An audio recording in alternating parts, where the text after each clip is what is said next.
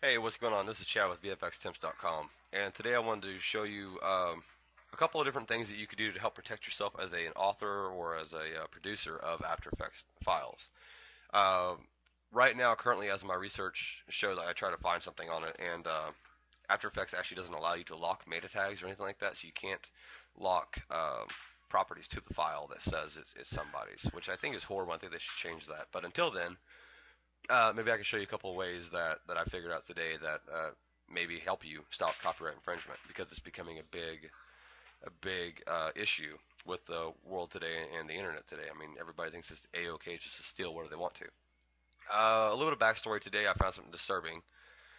I went online this morning to RevoStock and I saw this new project file.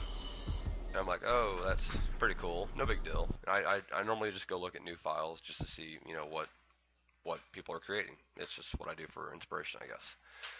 Anyway, and then so I went on YouTube, and about an hour later, this file here popped up as a recommendation. I said, man, it looks familiar, so I clicked it, and it's obviously the same exact file.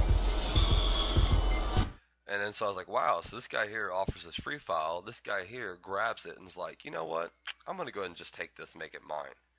And I was like, well, that sucks. That's wrong. So anyway, so I went back to this here, and I'm like, man, they got 151 videos, and they got 11,000 subscribers. And so I started looking through their project files and noticed that I recognized a couple of them firsthand from VideoHive. And then it was like, okay, this is wrong. So anyway, so what I did is I downloaded their file, their free file here, to see if there was any kind of descriptive keywords and like that actually showed that it wasn't theirs. And believe it or not, they actually didn't even title it anything. They just left it exactly what it was. So Clubber is the item name, and then the item number is 145205. So I went to VideoHive and just did a simple search for Clubber, and there it is. So this guy makes a file, somebody buys it, and I'm like, you know what, I'm going to give it away because I deserve the right to that. I mean, I need to get my 2 cents per click from YouTube, so I need to give away everybody's hard work. And this guy here does something worse than that, downloads it for free, and is like, I'm going to sell this because I made it. And it's funny because you read the stuff down here, and it's like, oh yeah, easy to use project file, blah, blah, blah. It's like, shut up, dude, you stole it, man. I mean, what? Why are you stealing? I don't, it makes me mad. Anyway, so that there got me thinking I need to find a way to maybe stop people from, stealing our files. So here we are in After Effects, and basically what I found out today is that After Effects actually has MetaData properties window. Now, here it is, right here. Now, as you notice that I clicked it, nothing popped up over here or over here. So the metadata is actually not encrypted into the panel. Now, I can dock it if I want to, but most people aren't going to have it docked. And majority of people who are out here stealing files, they know nothing about this because I didn't know anything about this. Now, if they really wanted to find out something about it, I'm sure they could. But the odds are the majority of them are not. So here's what we do. We come into the metadata, and then we're going to see all these properties here where we can change stuff. So I'm going to change this here to Tesla because that's mine. I'm going to change this here to copyrighted. See here. I could put identifier. I could put template number 7. And then description, I could put After Effects project file for blah blah. It don't matter. Anyway, so basically what I want to do is I'm going to go through all these property boxes here. I'm going to fill out as much information as I can that's uniquely going to drive it back to me. Okay, so for an example, let's say that this here says Machaco, and this here says light logo. Okay? And so now let's say that I am VfxTemps, and I go apply for this video here to be mine as Tesla. That's what I call it, Tesla.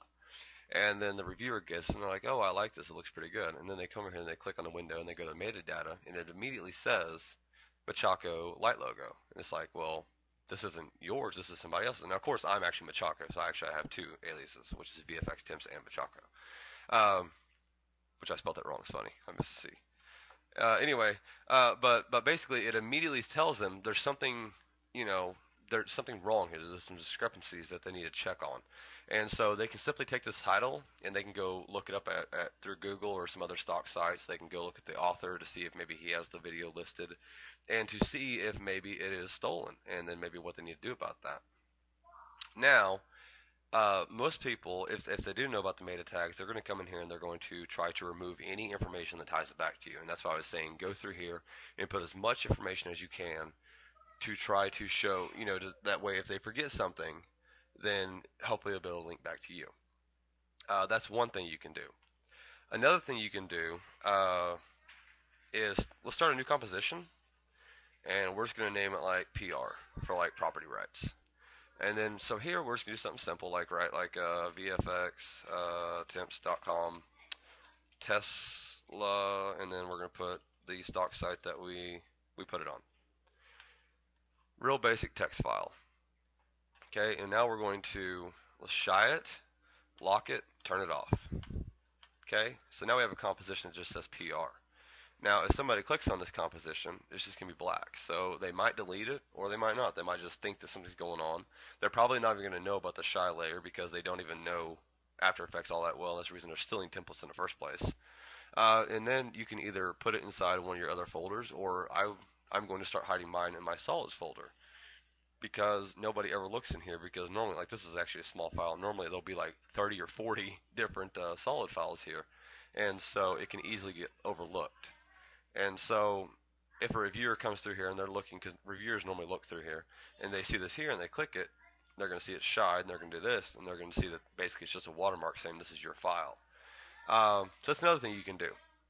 I don't know if the reviews are going to allow this yet. I plan on talking to RevoStock to see if they would allow something like this. And so, but you can always try it, and if they want you to remove it, then remove it, no big deal.